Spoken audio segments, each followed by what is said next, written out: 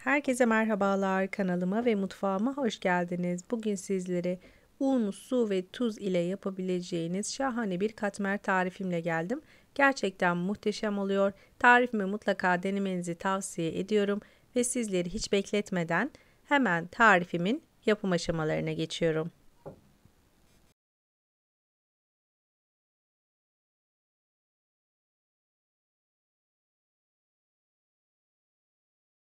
Tarifin hamuru için uygun bir yoğurma kabına 5 su bardağı unumu ekledim. Hemen ortasını havuz şeklinde açtıktan sonra suyumun 1 bardak kısmını içerisine ilave ettim. Tarif için 2 su bardağı su kullanıyorum.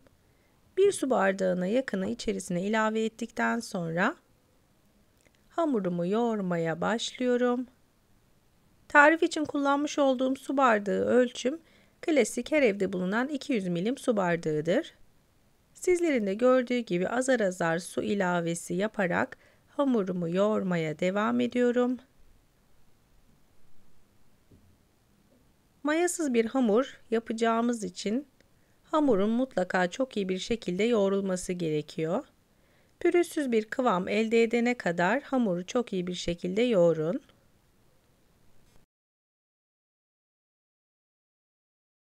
Ben hamurumu yoğururken beni tam olarak buraya kadar izleyen siz değerli takipçilerimden her zaman olduğu gibi yoruma kalp olur, emoji olur veya tarifim hakkında herhangi bir fikriniz varsa bunu benimle yorumlar kısmına yazarak paylaşabilirsiniz. Ayrıca tarif için kullanmış olduğum tüm malzemeleri videomun altındaki açıklamalar kısmına ölçüleri ve miktarları ile birlikte ekleyeceğim.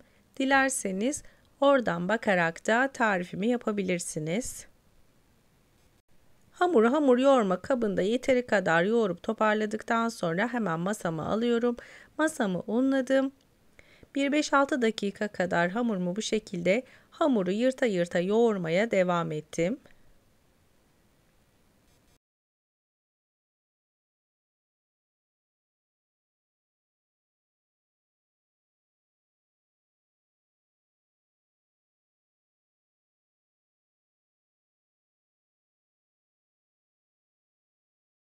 Hamur özlü bir kıvam halini aldı sizlerin de gördüğü gibi.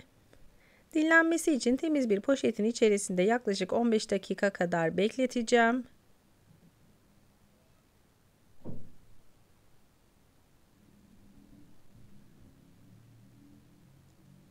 15 dakikanın sonunda hamurumu tekrardan alıyorum. Gayet macun kıvamına gelmiş, çok güzel bir hamur oluştu.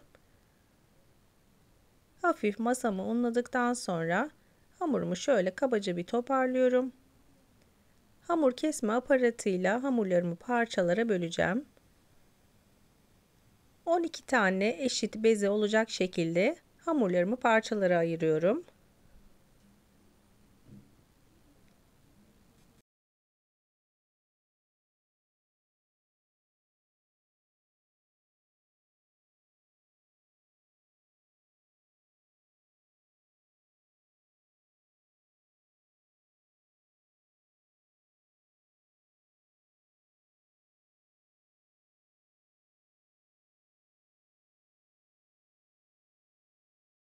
Hamurların tamamını bezeledikten sonra merdane yardımıyla çay tabağından biraz daha büyük olacak şekilde hamurlarımı teker teker açmaya başlıyorum.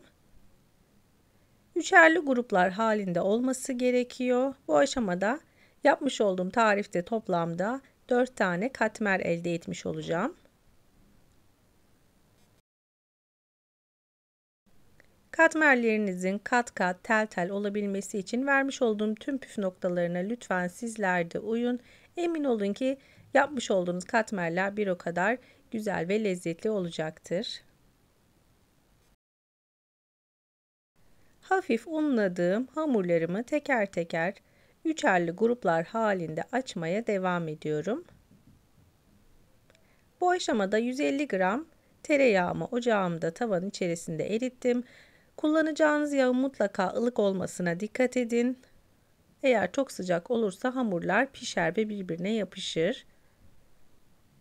Bir miktar hamuru yağladıktan sonra katlarına gördüğünüz gibi üçerli gruplar haline ayırdım. Ara katlarına hazırlamış olduğum tereyağını sürüyorum.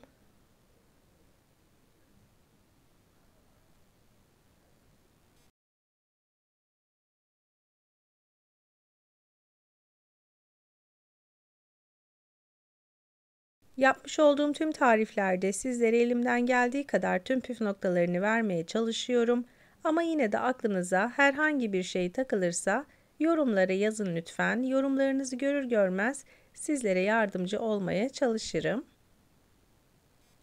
Hamurların tamamını yağladıktan sonra üzerlerini kapatıyorum. 15 dakika kadar yağının iyice çekmesi için beklettim. Hazırlamış olduğum hamurları artık teker teker açma işlemine başlıyorum. Altlı üstlü olacak şekilde merdane yardımıyla hamurları inceltebildiğim kadar inceltmeye çalışıyorum. Hamuru ne kadar inceltirseniz katmerleriniz de bir o kadar kat kat tel tel olacaktır. Yeteri kadar hamuru açıp büyüttükten sonra bir kesme aparatı veya bir bıçakla hamuru 8 eşit parçaya bölüyorum. Ve ortaya doğru gördüğünüz gibi hamurlarımı katlama işlemini gerçekleştiriyorum.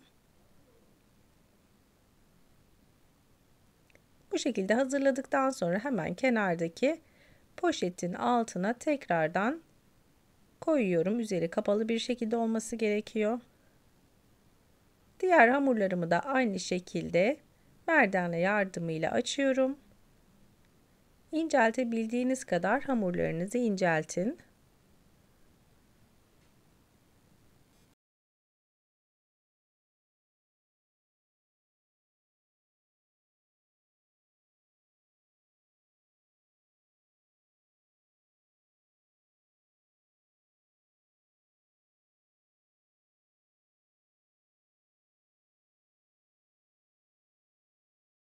Dört katmer hamurumu da aynı şekilde hazırladım.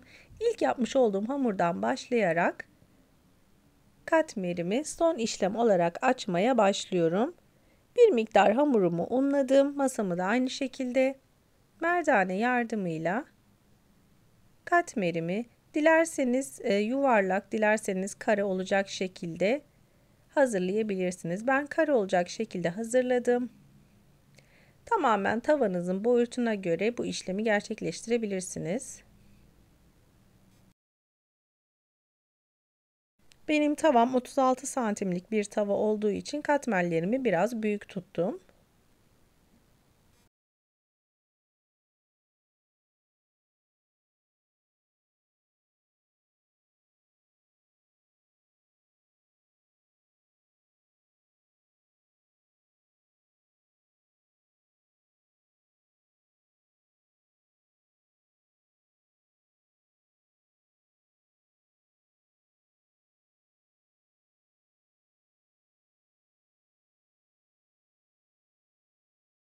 Dört katmerimi de hazırladıktan sonra tavamı iyice ısıttım. Yarım tatlı kaşığı kadar da kalan tereyağından tavamın içerisine ilave ettikten sonra katmerimi pişirmeye başlıyorum. Bu aşama tavanızı mutlaka ısıtmaya özen gösterin. Katmerin de üzerine daha çabuk kızarabilmesi için üzerinde tereyağla yağladım. Altlı üstü olacak şekilde orta ateşte katmerlerimi pişirmeye devam ediyorum. Ocağınızın ara ara ateşini yükselterek ve kısarak da katmerlerinizi pişirebilirsiniz. Çok yüksek ateşte pişirmenizi önermem. İçerisinde hamurlaşmalar olabilir. İçini çeke çeke yavaş yavaş pişirmenizi tavsiye ederim. Eğer dış kısmına tereyağı sürmek istemezseniz sıvı yağını da sürebilirsiniz. Katmerleriniz bu aşamada daha çıtır çıtır olacaktır. Sizlerin de gördüğü gibi mayasız bir hamur olmasına rağmen çok güzel bir şekilde kabarıyor.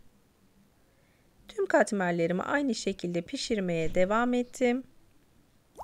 Gerçekten yapılışı inanılmaz derecede kolay, az malzemeyle hazırlayabileceğiniz şahane bir katmer tarifi oldu. Umarım sizler de tarifimi dener ve beğenirsiniz.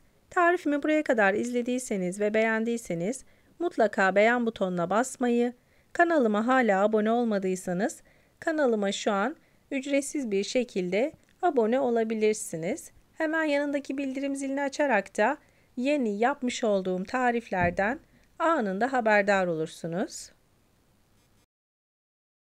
Tarifimi şimdiden yapıp deneyecek olanlara afiyet olsun, kolay gelsin.